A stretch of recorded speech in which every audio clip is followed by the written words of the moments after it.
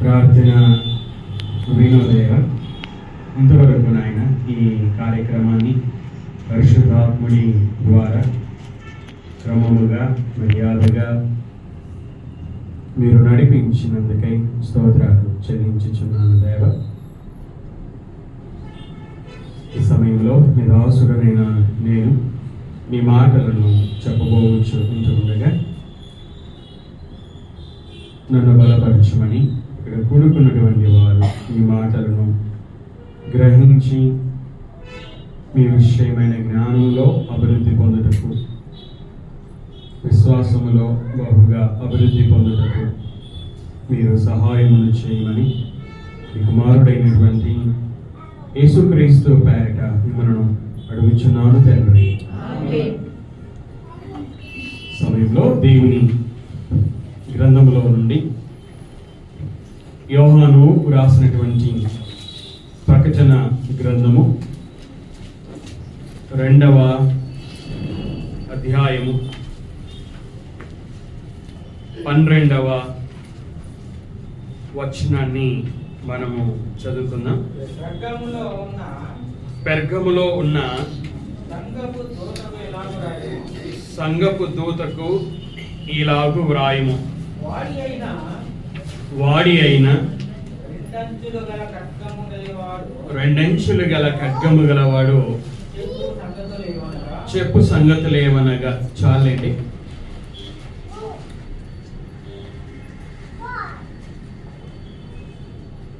ఎఫెసులో ఉన్నటువంటి సంఘాన్ని గురించి మనము చూసాం. మరియు స్మరణలో ఉన్నటువంటి సంఘమును గురించి కూడా మనం చూసాం. ఈరోజు 7 సంఘాలలో 3వ సంఘమైనటువంటి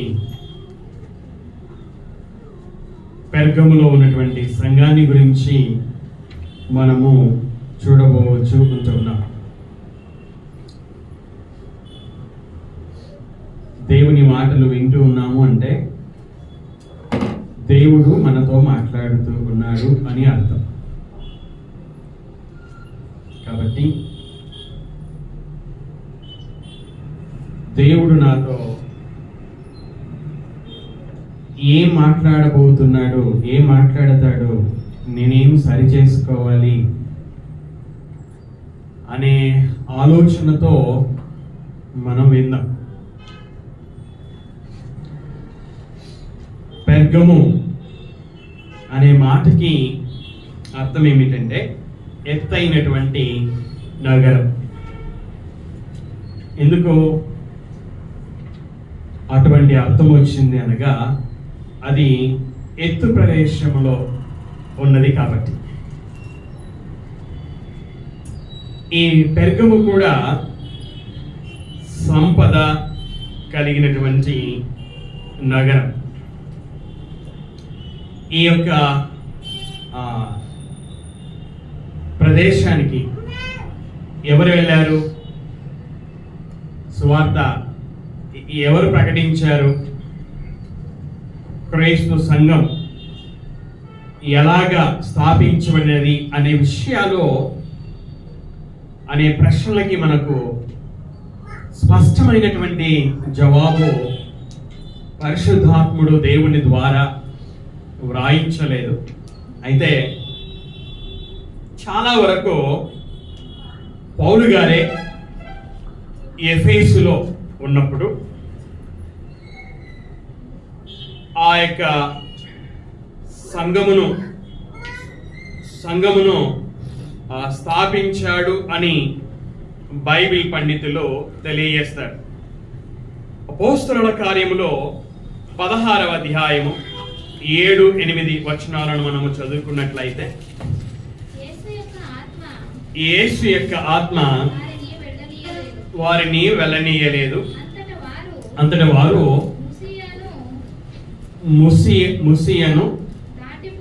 ముసియను దాటిపోయి త్రోయకు వచ్చిరి. ముసియను దాటిపోయి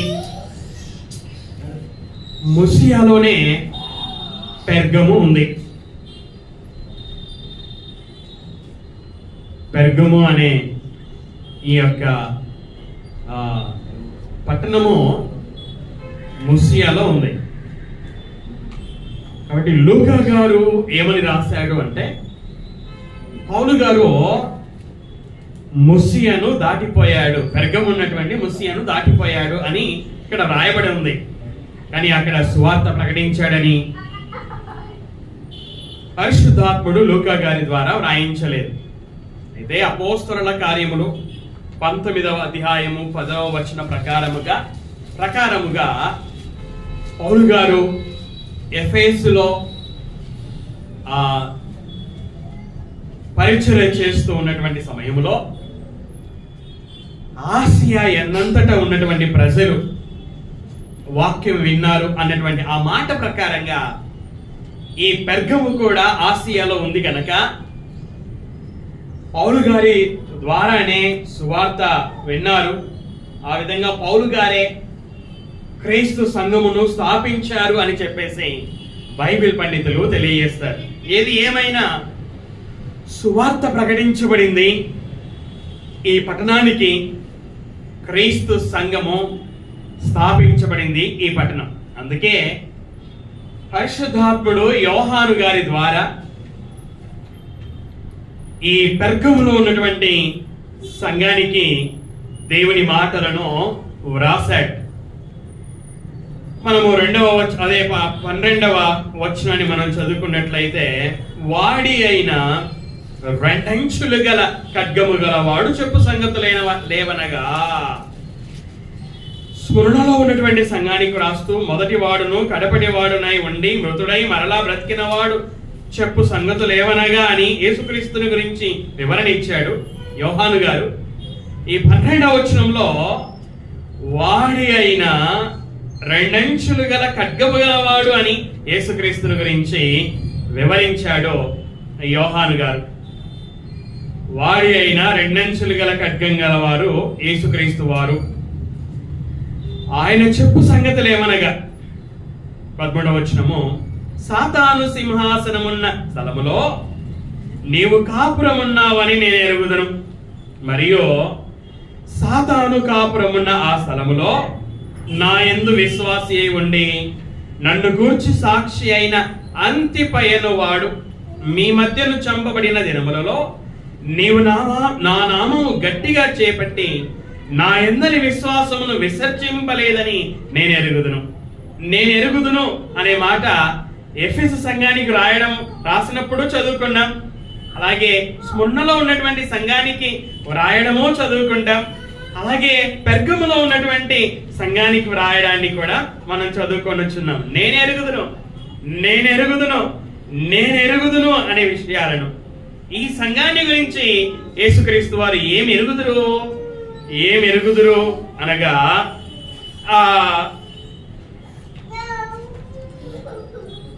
సాతాను సింహాసనమున్న స్థలములో నీవు కాపురమున్నావని నేను ఎరుగుదును.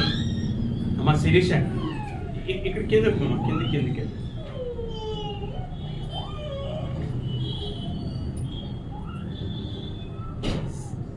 సాతాను సింహాసనమున్న స్థలములో నీవు కాపురమున్నావని నేను ఎరుగుదును. యేసుక్రీస్తు వారు ఏమి ఎరుగుదురట? ఈ యొక్క సంఘం ఎక్కడ కాపురం ఉందంట? సాతాను సింహాసనం ఉన్నటువంటి స్థలం.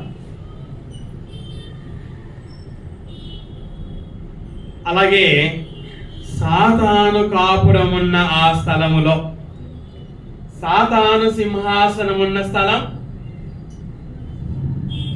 సాతాను కాపురం ఉన్నటువంటి స్థలం, నివసించుచున్న స్థలం. ఆ యొక్క పెర్గము, ఆ పట్టణం సాతాను నివసించుచున్న, మీరు వినండి, సాతాను నివసించుచున్న, సాతాను సింహాసనం ఉన్నటువంటి స్థలం, అనగా సాతాను అధికారం కలిగినటువంటి స్థలం. శోధకుడైనటువంటి సాతాను నివసించుచు అధికారం కలిగినటువంటి స్థలం అది. పేతురు గారు రాస్తూ, మీ విరోధి అయినటువంటి అపవాది గర్జించు సింహము వలె ఎవరిని మృంగుదునా అని వెదకుచు తిరుగుచు ఉన్నాడు. విశ్వాసులకు శత్రు అయినటువంటి సాతాను నివసించుచున్నటువంటి నగరం అది. అధికారము కలిగినటువంటి నగరం అది. ఈ నగరములో అవిశ్వాసులు ఉన్నారు, అనగా అపవాది సంబంధులు ఉన్నారు. మనము బైబిల్లో మనం చదువుకున్నట్లయితే అపోస్తలుల కార్యములలో ఒక మాట వ్రాయబడి ఉంటుంది, సాతాను అధికారము నుండి దేవుని అధికారం వైపుకు తిరగాలి అని. సాతాను అధికారం,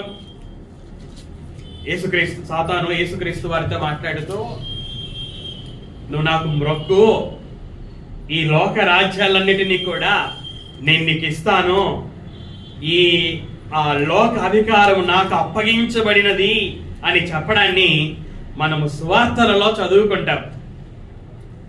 పౌలు గారు కొలస్సీయులకు రాస్తూ 1వ అధ్యాయం 13వ వచనంలో అంధకార సంబంధమైనటువంటి అధికారములో నుండి దేవుడు విడుదల చేశాడు అని రాశాడు. అంటే విశ్వాసులో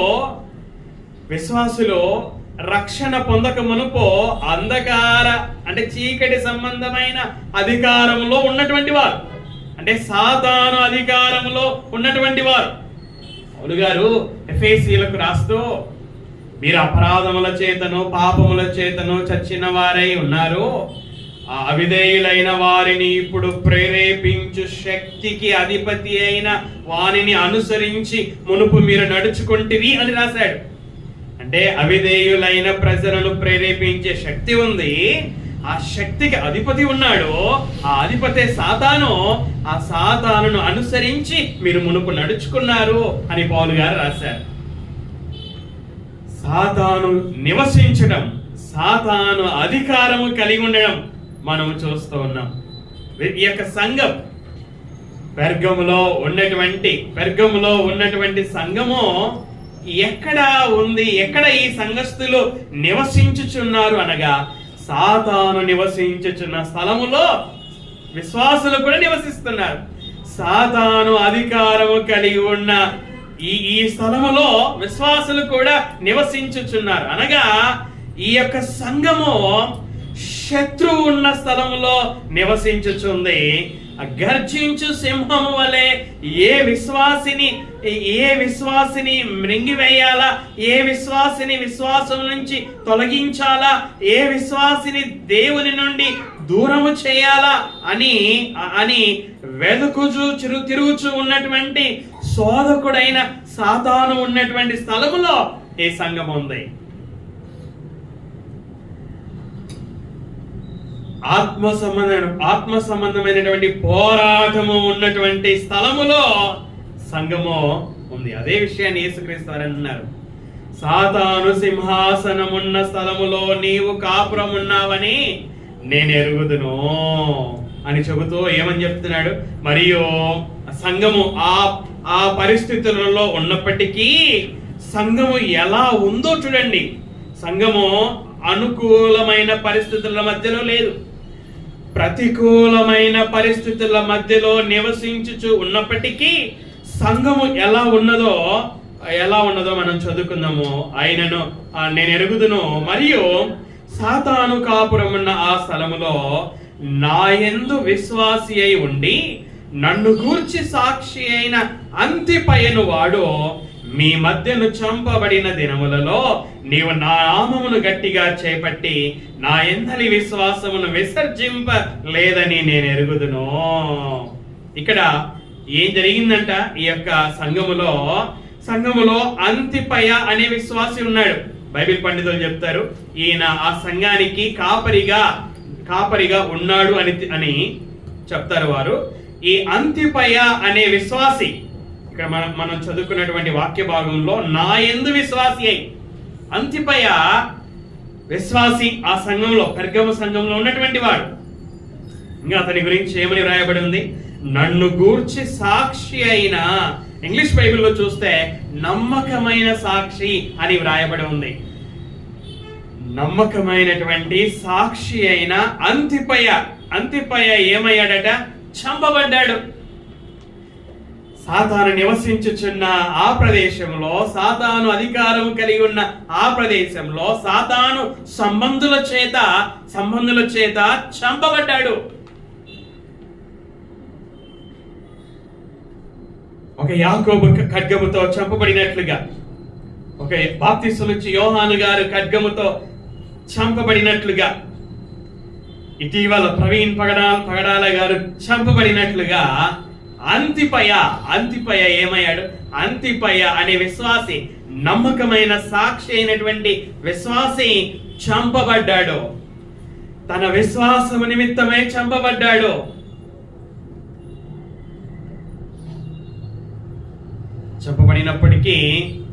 చంపబడిన సంఘములో ఆ విశ్వాసి, నమ్మకమైన సాక్షి అయినటువంటి అంతిపయ చంపబడినప్పటికీ సంఘం యొక్క పరిస్థితి ఏమిటి అనగా అక్కడ మనం 13వ వచనం మనం చదువుకుంటే, అంతిపయను వాడు మీ మధ్యను చంపబడిన దినములలో నీవు నా నామము గట్టిగా చేపట్టి. ఒక విశ్వాసి చంపబడినప్పుడు మిగతా విశ్వాసులకు భయం వేస్తుంది. యేసుక్రీస్తు వారిని యూదులో మొదట అన్న దగ్గరికి తీసుకెళ్లారు, ప్రధాన యాజకుడైన అన్న దగ్గరికి తీసుకెళ్లారు, తర్వాత కయప దగ్గరికి తీసుకెళ్లారు, తర్వాత మహాసభ దగ్గరికి తీసుకెళ్లారు. వారికి మరణ శిక్ష విధించే అధికారం లేదు కనుక ఆనాడు పరిపాలన చేయించినటువంటి రోమీల దగ్గరికి తీసుకెళ్లారు, ఆయనకు మరణ శిక్ష విధింపజేయాలి అని. యేసుక్రీస్తు వారిని రోమీయులు ఆయనకు శిలువ శిక్ష వేయడం మనందరికీ కూడా తెలుసు. అయితే ఆ సందర్భములో యేసుక్రీస్తు వారు గెత్సెమనే తోటలో ఆయన పట్టబడి బంధించబడే ఆ సందర్భములో ఇస్కరియోతు యూదా కత్తులతోనూ గుదియలతోనూ బహుజన సమూహమును తీసుకొని ఆ తోటలోకి వచ్చినప్పుడు, తోటలో శిష్యులందరూ కూడా యేసుక్రీస్తుని విడిచి పారిపోవడాన్ని మనం చూస్తాం. అంటే పట్టుకోవడానికి వచ్చినప్పుడు, బంధించడానికి వచ్చినప్పుడు, కత్తులతో వచ్చినప్పుడు, గుదియలతో వచ్చినప్పుడు అక్కడ జరిగిన పరిస్థితి ఏమిటంటే శిష్యులు యేసుక్రీస్తును విడిచి పారిపోయారు. పేతురును అడుగుతా ఉన్నారు, నీవు కూడా యేసుక్రీస్తుతో ఉన్నావు కదా అని. పేతురు గారు ఏమని చెప్పారు? ఆయన ఎవరో నాకు తెలియదు కదా. ఇలాగా 3 సార్లు అడగడం, 3 సార్లు కూడా ఆయన ఎవరో నాకు తెలియదని ఒట్టు పెట్టుకోవడం, శపించడం మనం చూస్తాం. అంతకు మునిపే అన్నాడు, అందరూ నేను నీకోసం ప్రాణమైనా పెడతాను అని చెప్పాడు కదా. నీకోసం ప్రాణమైనా పెడతానని చెప్పినటువంటి పేతురు గారు ఆ వ్యతిరేక పరిస్థితులలో యేసెవరో నాకు తెలియదని చెప్పేశారు. అంటే నేను మీకు వివరిస్తున్నది ఏమిటంటే, ఒక విశ్వాసి చంపబడినప్పుడు సంఘములో మిగిలిన విశ్వాసుల యొక్క పరిస్థితి ఎలా ఉంటుంది సహజంగా అనే విషయాన్ని నేను మీకు తెలియజేస్తా ఉన్నాను. శిష్యులు యేసుక్రీస్తు ఏర్పరచుకొనిన శిష్యులు, వాళ్ళు ఇండ్లకి తలుపులు వేసుకొని ఇంట్లో వెళ్ళు ఉండిపోయారు. యూదుల భయం వలన వారు ఆ శిలువ వేసిన సమయంలో వారు ఇళ్లలో ఉండిపోయారు. యేసుక్రీస్తు యొక్క దేహము శిలువ మీద ఉంది. ఆ యొక్క శిలువ మీద ఉన్నటువంటి దేహాన్ని దించి పాతి పెట్టడానికి కూడా శిష్యులు రాలేదు, భయం, యూదుల భయం వలన. అయితే అరిమతయి యోసేపు తెగించి ఆనాడు గవర్నర్ గా ఉన్నటువంటి పిలాతు దగ్గరికి పోయి యేసు దేహం నాకు కావాలని అనుమతి తీసుకొని ఆ దేహాన్ని ఆ శిలువ మీద నుంచి దించి నికోదేముతో కలిసి యేసుక్రీస్తును సమాధి చేయడాన్ని మనం చూస్తాం. అంటే శిష్యులో యూదుల భయం వలన, యూదులే యేసుక్రీస్తును ఆ శిలువ వేయడానికి రోమీలకు అప్పగించారు కనుక ఆయన ఏర్పరచుకున్న శిష్యులమైన మనకు కూడా శ్రమ ఎదురవుతుంది అనే భయముతో వారు గదులలో తలుపులు వేసుకొని ఉన్నారు. యేసుక్రీస్తు చంపబడినప్పుడు ఆయన ఏర్పరచుకున్న అపోస్తలుల యొక్క పరిస్థితి ఇది. ఈ యొక్క పెర్గము సంఘములో అంతిపై అనే విశ్వాసి, నమ్మకమైన సాక్షి చంపబడ్డాడు. చంపబడినప్పుడు ఆ సంఘంలోని మిగిలిన విశ్వాసులు ఎలా స్పందించారు అంటే, వారు యేసుక్రీస్తు నామమును విడిచిపెట్టలేదు. పరిశుద్ధాత్ముడు యోహాను గారి ద్వారా ఏం రాయించాడు? చంపబడిన దినములలో నీవు నా నామమును గట్టిగా చేపట్టి. ఇది ఈ సంఘం గురించి గొప్పగా చెప్పుకోవాల్సిన విషయం. ఒక విశ్వాసి చంపబడినప్పటికీ మిగిలిన విశ్వాసులు ఆ యేసుక్రీస్తు యొక్క నామాన్ని గట్టిగా చేపట్టినటువంటి వారు. సాతాను నివసించుచున్న స్థలములో ఉన్న విశ్వాసులు, సాతాను అధికారము కలిగినటువంటి స్థలములో నివసించుచున్న విశ్వాసులు యేసుక్రీస్తు నామమును గట్టిగా చేపట్టినటువంటి వారు. తర్వాత అక్కడ రాయబడి ఉంది, నా యందలి విశ్వాసమును విసర్జింపలేదు.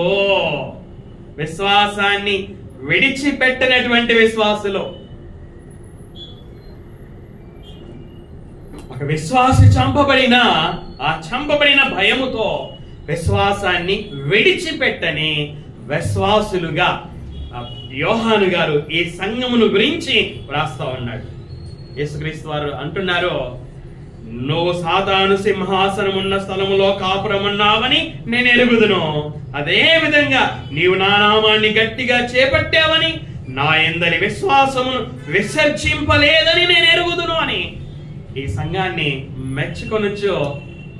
ఈ మాటలను యోహాను గారి ద్వారా వ్రాయించాడు.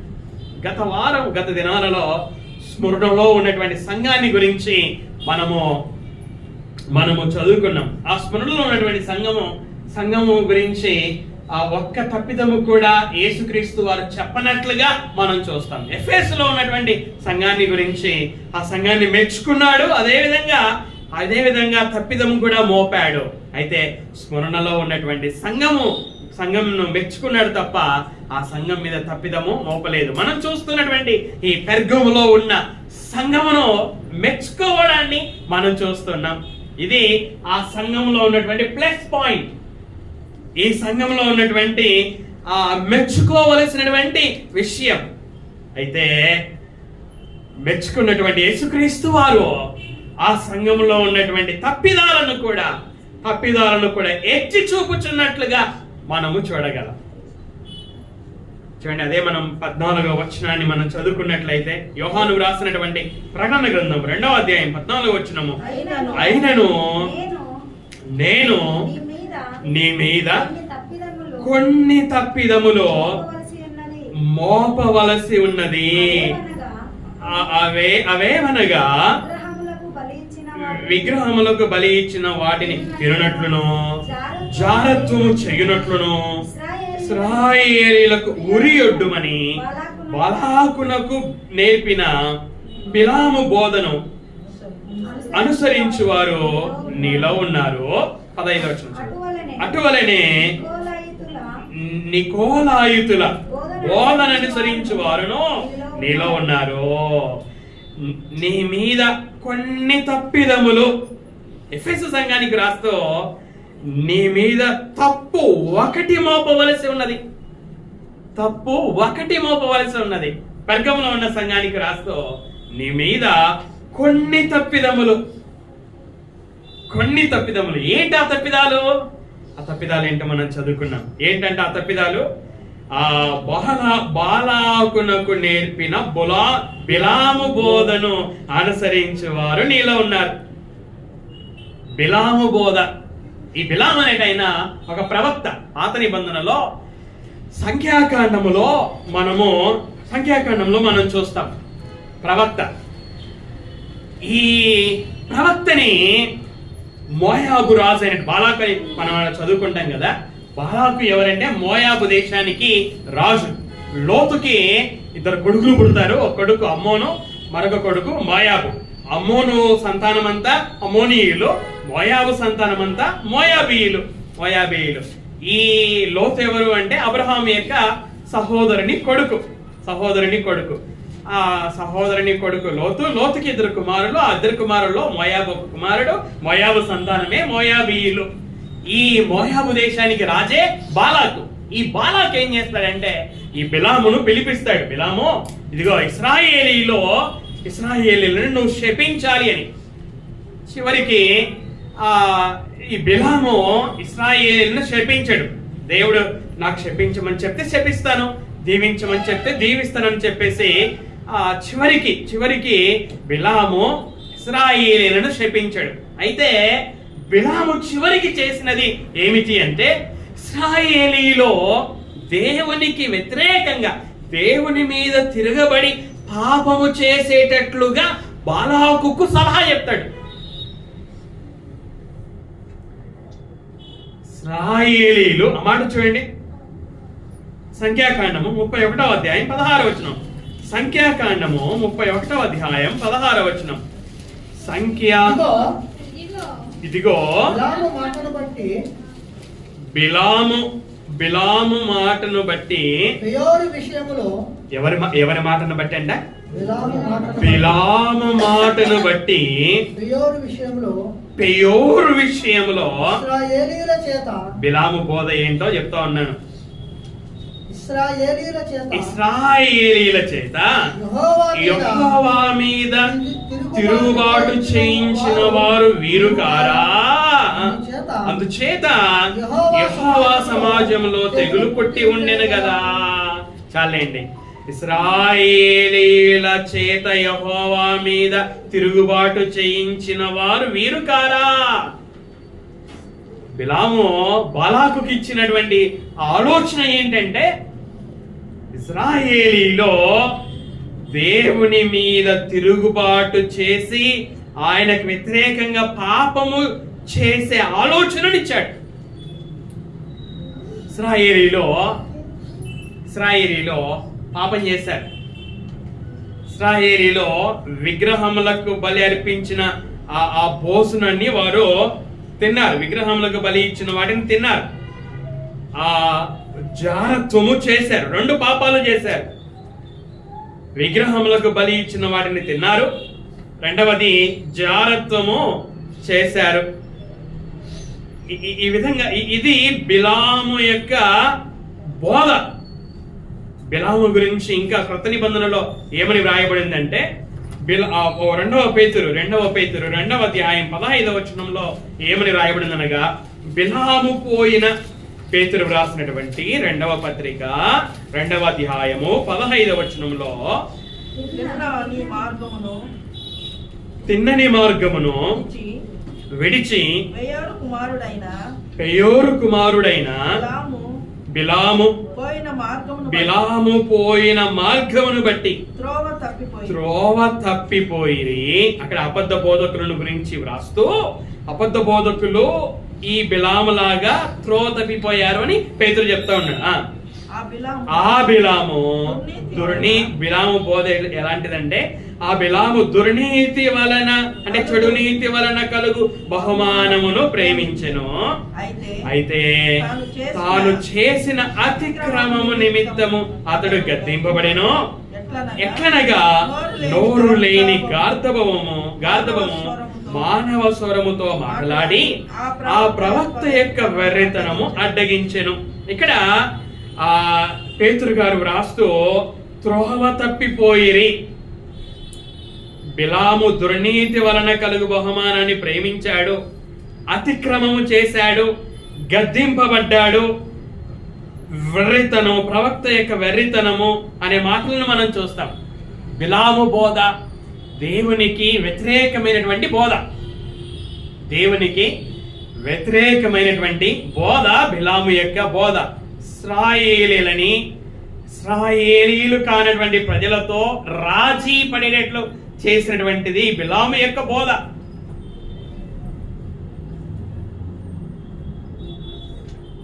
అవిశ్వాసులతో రాజీ పడి జీవించేటట్లు చేసినది బిలాము యొక్క బోధ. యూదా గారు రాస్తూ 1వ అధ్యాయం 11వ వచనంలో, యూదా వ్రాసినటువంటి పత్రిక 1వ అధ్యాయం 11వ వచనంలో, బిలాము నడిచిన తప్పు త్రోవలో ఆతురముగా పరిగెత్తిరి. బిలాము ఏ త్రోవలో నడిచాడట? తప్పు త్రోవలో నడిచాడు. ఇక్కడ బిలాము యొక్క బోధ ఏమిటి అంటే, ఇశ్రాయేలీలు దేవుని మీద తిరగబడి పాపము చేసేటట్లుగా అతని బోధ నడిపించింది. ఇశ్రాయేలీలు కానటువంటి వారితో, అనగా అవిశ్వాసులైనటువంటి వారితో రాజీ పడి జీవించేటట్లు చేసింది. దేవుని యొక్క కోపానికి గురి అయ్యేటట్లుగా చేసింది. దేవుని యొక్క శిక్షను అనుభవించేటట్లుగా చేసింది బిలాము యొక్క బోధ. ఆ బిలాము బోధను అనుసరించి వారు ఈ సంఘంలో ఉన్నారంట. ఈ సంఘము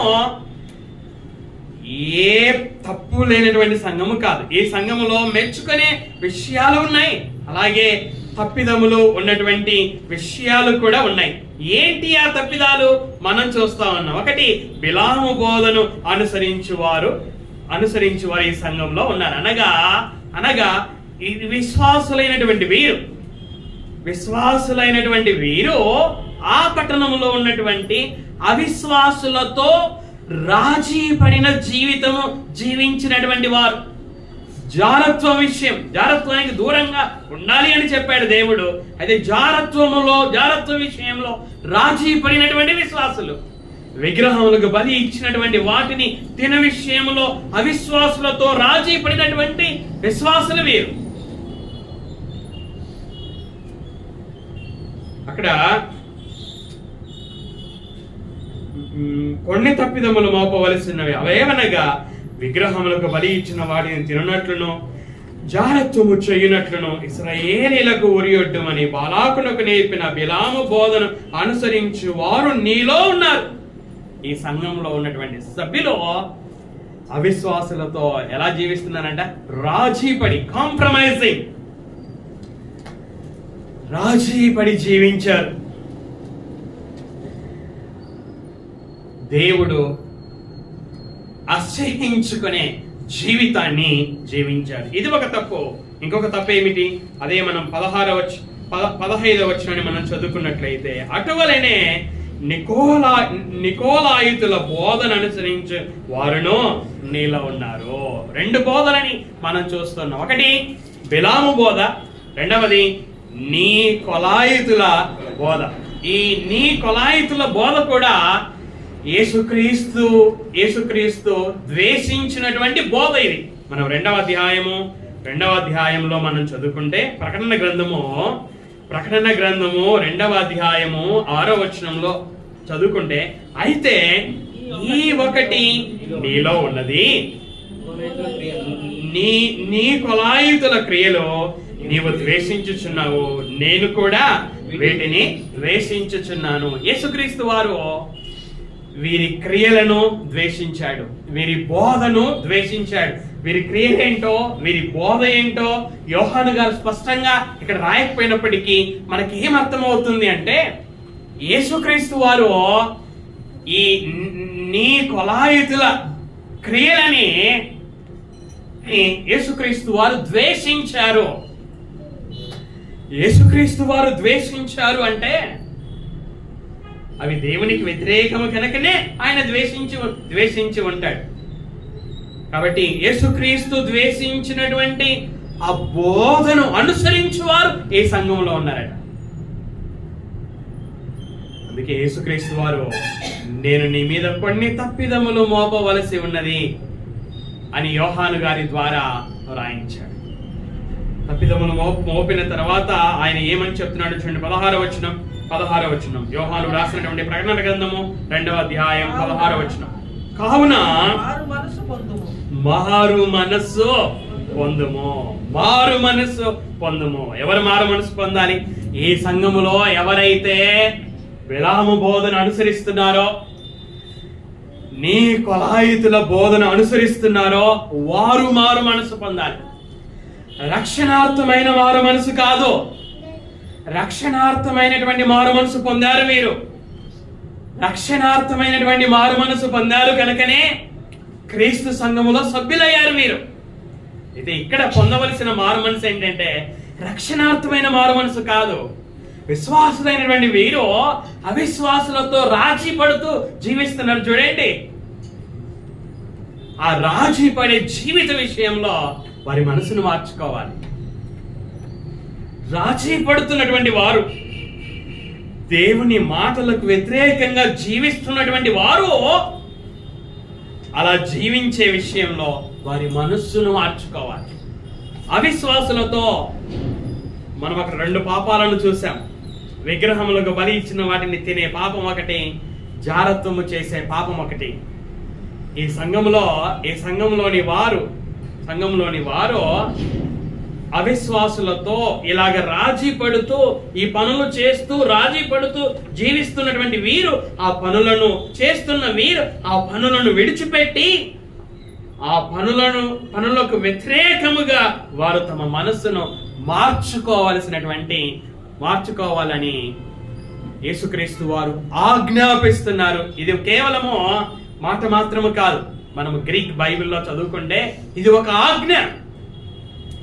సంఘానికి యేసుక్రీస్తు వారు ఇస్తున్నటువంటి ఆజ్ఞ అది. మారు మనస్సు పొందము. సంఘాన్ని మెచ్చుకున్నాడు.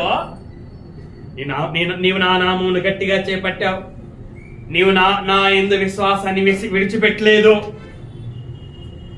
వ్యతిరేకమైన పరిస్థితులలో కూడా నువ్వు ఇలా జీవించావని మెచ్చుకున్నటువంటి యేసుక్రీస్తు వారు కొన్ని తప్పిదములు కూడా మోపాడు. మారు మనసు పొందాలని ఆజ్ఞాపించడము మనం చూస్తూ ఉన్నాం. మారు మనసు పొందకపోతే ఏంటి ఫలితం?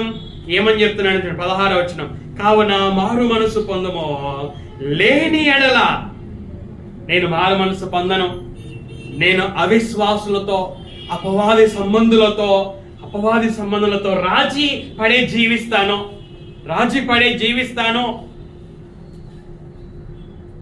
అని అనుకుంటే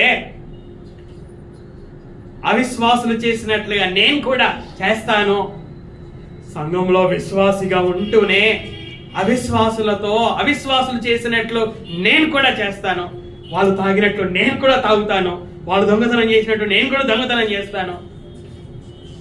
వాళ్ళు జీవించినట్లు నేను కూడా జీవిస్తాను.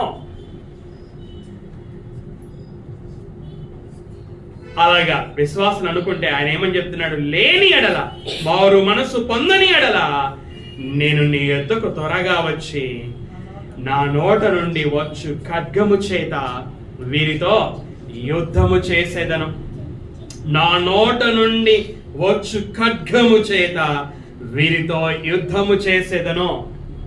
నా నోట నుండి వచ్చు ఖడ్గము చేత వీరితో యుద్ధము చేసేదను. నా నోట నుండి వచ్చు ఖడ్గం.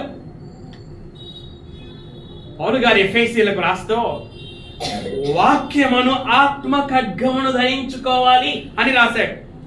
సర్వాంగ కవచాన్ని గురించి రాస్తూ అపవాది తంత్రములను ఎదిరించుటకు మీరు శక్తి గలవారు కావాలి, అందుకు మీరు దేవుడిచ్చే సర్వాంగ కవచాన్ని ధరించుకోవాలి అని రాస్తూ ఆ సందర్భములో దేవుని వాక్యమే ఆత్మ ఖడ్గము అని వ్రాయడాన్ని మనం చూస్తాం. దేవుని వాక్యమే ఆత్మ ఖడ్గం.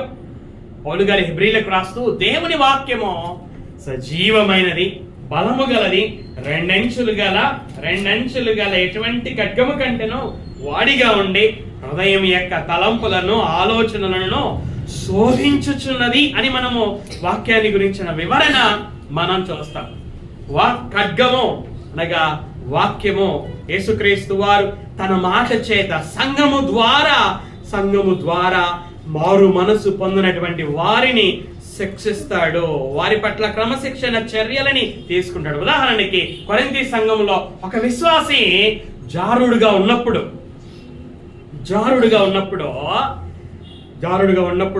పౌలు గారు ఆ సంఘానికి రాస్తూ సంఘంలో ఉన్నటువంటి మీరు ఆ యొక్క విశ్వాసిని సంఘములో నుండి వెలివేయండి అని రాయడాన్ని మనం చూస్తాం. సంఘము క్రమశిక్షణ చర్యలని జారత్వము చేసినటువంటి వ్యక్తి పట్ల తీసుకోవడాన్ని మనం చూస్తాం. కాబట్టి సంఘములో క్రమశిక్షణ యేసుక్రీస్తు వారు యేసుక్రీస్తు వారు ఖడ్గము చేత వారితో యుద్ధము చేస్తాడు అంటే వారి పట్ల క్రమశిక్షణ చర్యలని తీసుకుంటాడు అని అర్థము. 17వ వచనాన్ని మనం చివరిగా చదువుకున్నట్లయితే ఈ యొక్క సంఘము గురించి, సంఘములతో ఆత్మ చెప్పుచున్న మాట చెవి గలవాడు వినుగాక. ఇవే మాటలను మనం ఎఫెసు సంఘానికి వ్రాయబడడం మనం చూస్తాం, సువర్ణాలో ఉన్న సంఘానికి వ్రాయబడడం మనం చూస్తాం, ఇప్పుడు మనం పెర్గములో ఉన్నటువంటి సంఘానికి కూడా వ్రాయబడాన్ని మనం చూస్తున్నాం. సంఘములతో ఆత్మ చెప్పుచున్న మాట చెవి గలవాడు వినుగాక.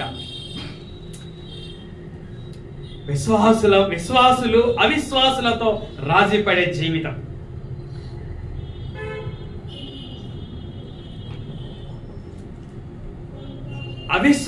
విశ్వాసులు తేడా గమనించాలి. అవిశ్వాసులు అపవాది సంబంధులు, విశ్వాసులు దేవుని సంబంధులు. అవిశ్వాసులు ఎలాగైనా డ్రెస్సెస్ వేసుకుంటారు, విశ్వాసులు ఎలా పడితే అలాగే డ్రెస్సెస్ వేసుకోవడానికి లేదు. అవిశ్వాసులు శరీరానికి అతుక్కుపోయేటట్లుగా డ్రెస్సెస్ వేసుకుంటారు, శరీరంలోని భాగాలు కనిపించేటట్లుగా డ్రెస్సెస్ వేసుకుంటారు. కానీ విశ్వాసులు అలా కాదు వేసుకోవాల్సింది. దైవభక్తి గల పురుషుడును అని కనిపించే విధంగా, దైవభక్తి గల స్త్రీ అని కనిపించే విధంగా వస్త్రాలను వేసుకోవాలి. శరీరములోని అవయవాలు బయటికి కనిపించే, స్పష్టంగా కనిపించేటట్లుగా వేసుకోకూడదు. దయచేసి సహోదరి మనలు గమనించవలసినటువంటి విషయం, భర్తలు కూడా గమనించవలసిన విషయం. మీ భార్యలు పిల్లలు వస్త్రాలకు, మీ భార్యలకి పిల్లలకి వస్త్రాలు కొనిచ్చేటప్పుడు శరీరానికి అతుక్కొనిపోయే వస్త్రాలను కొనించవద్దండి, ప్రోత్సహించవద్దండి. అలాగా బయట మనం ప్రజలు నడుస్తూ ఉంటే చూస్తూ ఉంటాం, లోపల ఉన్నటువంటి వస్త్రాలు స్పష్టంగా కనిపిస్తూ ఉంటాయి. అనేక సార్లు అత్యాచారాలు కావడానికి ఇదొక కారణం, అనేక కారణాలలో ఇదొక కారణం. వారు అవిశ్వాసులండి, వారు ఎలాగైనా జీవిస్తారు. మనం అవిశ్వాసులు కాదు కదా. రాజీ పడే జీవితం మనం జీవించకూడదు అని మనం ఈ సంఘం నుంచి నేర్చుకొని ఉన్నాం. దైవభక్తి కలిగిన పురుషుడు అని కనిపించాలి మీరు, దైవభక్తి కలిగిన స్త్రీలు అని కనిపించాలి. మన వస్త్రధారణ, మన అలంకరణ,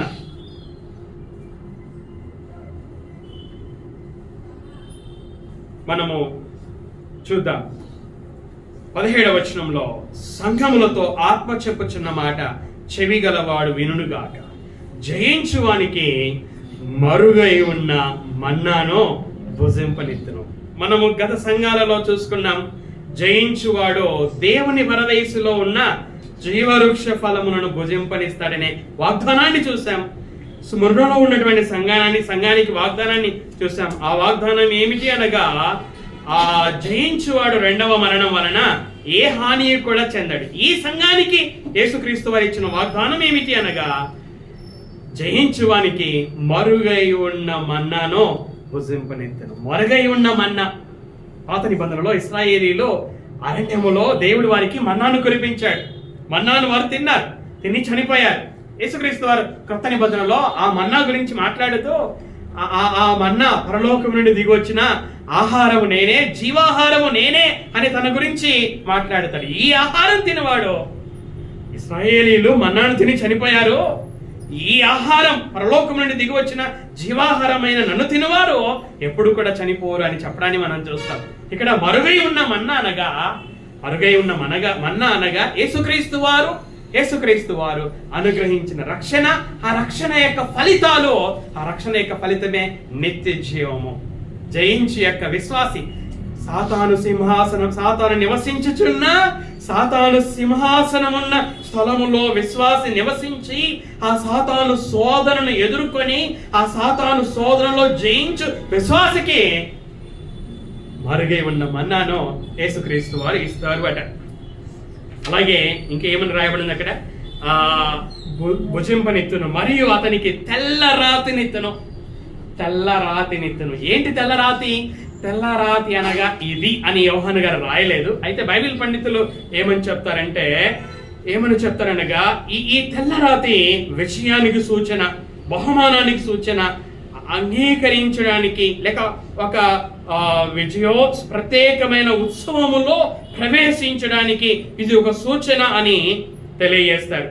చరిత్రలో మనం చూసినట్లయితే ఆ విజేతలైనటువంటి వారికి ఈ తెల్లరాతిని బహుమతిగా ఒక టోకెన్ గా ఇస్తారట. ఎందుకు అంటే ఆ ప్రత్యేకమైనటువంటి ఉత్సవములో వారు ప్రవేశించడానికి వారికి ఒక టోకెన్స్ గా ఇస్తారట. మనం హాస్పిటల్కి పోవాలంటే, కొన్ని హాస్పిటల్కి పోవాలంటే టోకెన్ తీసుకోవాలి. టోకెన్ తీసుకుంటేనే లోపలికి ప్రవేశం ఉంటుంది. అలాగే సాతాను శోధనని ఏ విశ్వాసి అయితే ఎదుర్కొని జయిస్తాడో ఆ జయించిన వానికి ప్రత్యేకమైనటువంటి ఉత్సవములో ప్రవేశించడానికి ఒక టోకెన్స్ గా ఈ తెల్లరాతిని ఇస్తారు అని చరిత్రలో మనము చూస్తాం. తర్వాత అక్కడ రాయబడి ఉంది, ఆ రాతి మీద చెక్కబడిన ఒక క్రొత్త పేరుండును, పొందిన వానికే గాని అది మరి ఎవనికి తెలియదు. క్రొత్త పేరు ఏంటి? ఆ క్రొత్త పేరు యోహాను గారు రాయలేదు. అయితే బైబిల్ పండితులు చెప్పే మాట ఏంటంటే, ఈ క్రొత్త పేరు ప్రత్యేకమైన మరియు దేవునితో వ్యక్తిగత సంబంధాన్ని ఈ క్రొత్త పేరు సూచిస్తుంది అని వారు చెబుతారు. కాబట్టి విశ్వాసులో, ఈ సంఘములో సాతాను నివసించుచున్న స్థలములో నివసించుచున్నటువంటి ఈ విశ్వాసులు, సాతాను అధికారము కలిగి ఉన్న ఆ ప్రదేశంలో నివసించుచున్నటువంటి ఈ విశ్వాసులు సాతాను శోధనలను ఎదుర్కొని యేసుక్రీస్తు వలె సాతాను శోధనను జయించి, ఒక యోబు వలె జయించి, ఒక యోసేపు వలె జయించినటువంటి వారికి యేసుక్రీస్తు ఇస్తానని చెప్పినటువంటి వాగ్దానాలు ఏమిటి? మరుగై ఉన్న మన్నాను భుజింపనిస్తాను, ఒకటి. రెండవది తెల్లరాత్రి ఇస్తాను, మూడవది క్రొత్త పేరును ఇస్తాను. ఈ సంఘం గురించి మనం ఈ విషయాలను చూసాం. ఏంటి విషయాలను? అనుకూలమైన విషయాలను చూసాం, ప్రతికూలమైన విషయాలను చూసాం, మెచ్చుకోవలసిన విషయాలను చూసాం, అలాగే తప్పిదములు ఉన్న విషయాలను కూడా చూసాం. మెచ్చుకోవలసిన విషయాలు ఉన్నాయి, తప్పిదములు ఉన్న విషయాలు కూడా ఉన్నాయి. మెచ్చుకోవాల్సిన విషయంలో మెచ్చుకున్నాడు, తప్పిదాలున్న విషయాలను ఎత్తి చూపాడు. ఆ విషయాలలో మారు మనసు పొందాలని ఆజ్ఞాపించాడు. మారు మనసు పొందకపోతే వచ్చే ఫలితం ఏంటో కూడా తెలియజేశాడు. జయించినటువంటి వారికి వాగ్దానాలు చేశాడు. కాబట్టి ఈ ఉదయకాలపు వేళ ఈ పెర్గములో ఉన్నటువంటి సంఘము ద్వారా మనం నేర్చుకోవాల్సినటువంటి పాఠములు ఏమిటి అనగా, మనము కూడా ఎక్కడ నివసిస్తున్నాం? మనం కూడా సాతాను నివసించుచున్న స్థలములోనే నివసించుచున్నాం. సాతాను అధికారం ఉన్నటువంటి స్థలములోనే నివసించుచు ఉన్నాం. కాబట్టి వారు ఏ విధంగా పెర్గములో ఉన్నటువంటి వారు ఏ విధంగా యేసుక్రీస్తు నామమును గట్టిగా చేపట్టారో మనం కూడా గట్టిగా చేపట్టవలసిన వారమై ఉన్నాం. వారు ఏ విధంగా విశ్వాసాన్ని విసర్జించలేదో మనం కూడా మరణం వరకు నమ్మకంగా విశ్వాసమును విసర్జించకుండా జీవించవలసినటువంటి వారమై ఉన్నాం. అంతిపయ్యలాగా నమ్మకమైన సాక్షిగా మనము ఉండవలసినటువంటి వారమై ఉన్నాము. అది మనము నేర్చుకోవాల్సిన పాఠం. రెండవది, దేవునికి వ్యతిరేకమైన విషయాలలో ఆ సంఘం రాజీ పడింది. మనం రాజీ పడకూడదు. నేను ఇందాక వస్త్రధారణల గురించి చెప్పాను, ఒక ఉదాహరణకు మాత్రమే చెప్పాను. మనం ఏ విషయాలలో అవిశ్వాసులు దేవునికి వ్యతిరేకమైనవి చేస్తూ ఉన్నప్పుడు ఆ విషయాలలో మనం రాజీ పడకూడదు. ఈ వస్త్రాల విషయానికి వచ్చినప్పుడు నాకు 6 నిమిషాల టైం ఉంది, ముగిస్తాను. ఏమంటారు? న్యూ స్టైల్ వచ్చింది, అదంతా ఓల్డ్ స్టైలు, న్యూ మోడల్. ఇది న్యూ మోడల్ అయితేనేమి, ఓల్డ్ మోడల్ అయితేనేమి, నీ శరీరాన్ని కప్పాలి. బట్టలు ఉన్నది ఎందుకు? బట్టలు ఉన్నది శరీరాన్ని కప్పుకోవడానికి, విప్పి చూపించడానికి కాదు.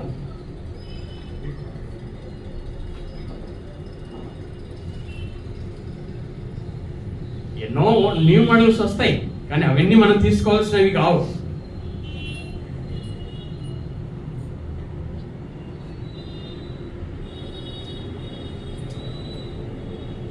పౌలు గారు తిమోతికి రాస్తూ, స్త్రీల గురించి రాస్తూ ఆ మాట చూసుకొని ముగించుకుందాం. చూడండి ఏమని రాశాడు.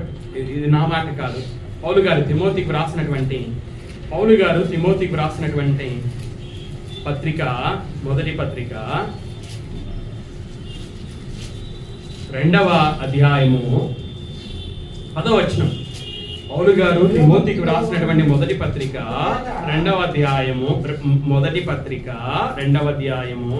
10వ వచనం. దైవభక్తి గలవారమని చెప్పుకొను స్త్రీలకు తగినట్టుగా సత్క్రియల చేత తమ్మును తాము అలంకరించుకొనవలెను. పైన చూస్తే మరియు స్త్రీలను అనుకువయు స్వస్థ బుద్ధియు గలవారై ఉండి తగుమాత్రపు వస్త్రముల చేతనే గాని జడలతోనైనను మిగుల వెలగల వస్త్రములతోనైనను అలంకరించుకొనక ఎలా కనిపించాలట? దైవభక్తి గలవారమని చెప్పుకొను స్త్రీలకు తగినట్టుగా సత్క్రియల చేత తమ్మును తాము అలంకరించుకొనవలెను. విశ్వాసులమైన మనల్ని బయటి వారు చూస్తే వీరు దైవభక్తి గల స్త్రీలు అని గుర్తించాలి.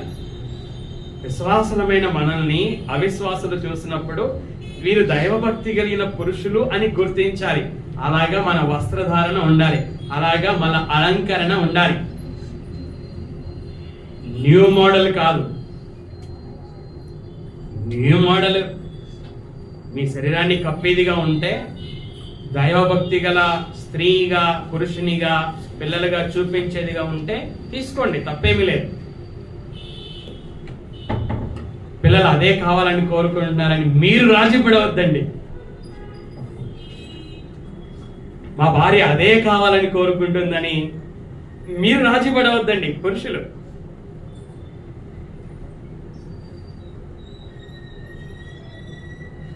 అందరూ బలవంతులు కాదు కదా.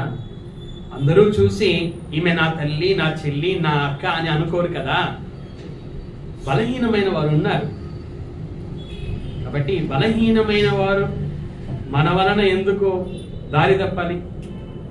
కనుక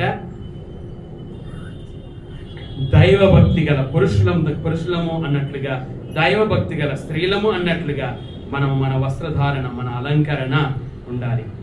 అవిశ్వాసులతో రాజీ పడకుండా జీవిద్దాం. అదేవిధంగా రాజీ పడుచు జీవిస్తున్నట్లయితే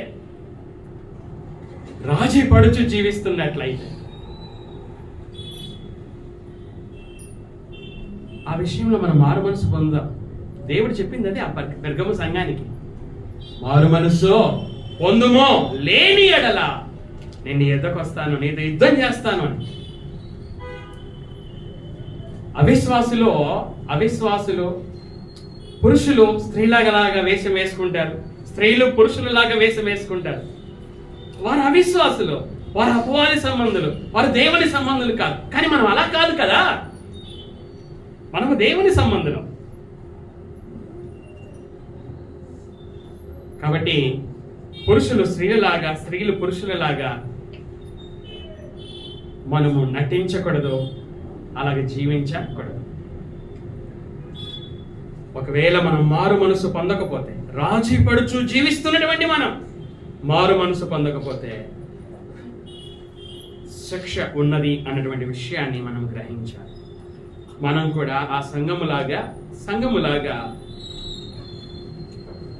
సాతాను నివసించుచున్న స్థలంలో ఉన్న, సాతాను అధికారంలో ఉన్న స్థలంలో ఉన్న శోధకుడైన సాతాను చేత మనం శోధింపబడిన జయించినట్లయితే మరుగై ఉన్న మనకు కూడా తెల్లరాయి మనకు కూడా క్రొత్త పేరు, మనకు కూడా ఆ వాగ్దానాలన్నీ మనము అనుభవించడానికి దేవుడు మనకు వాటిని ఇచ్చువాడే ఉన్నాడు. కాబట్టి ఈ ఉదయకాలపు వేళ వాక్యము చేత మన జీవితాన్ని సరి చేసుకుందాం. వాక్యము దేవుడు వినిపిస్తున్నది మన నడతను సరి చేసుకోవడానికి, విని విడిచిపెట్టడానికి కాదు. విని మనల్ని మనం మోసపుచ్చుకోవడానికి కాదు. విని మన నడతను శుద్ధి చేసుకోవడానికి, సంఘంగా కూడుకునేది మన నడతను శుద్ధి చేసుకోవడానికి. ఎన్నిసార్లు విన్నా మనసును మార్చుకోకుండా అలాగే బ్రతకడానికి కాదు, మన నడతను శుద్ధి చేసుకోవడానికి. కాబట్టి దేవుని వాక్యము చేత మన నడతను శుద్ధి చేసుకుందాం, ఆ విధంగా జీవిద్దాం. ప్రార్థన చేసుకుందాం.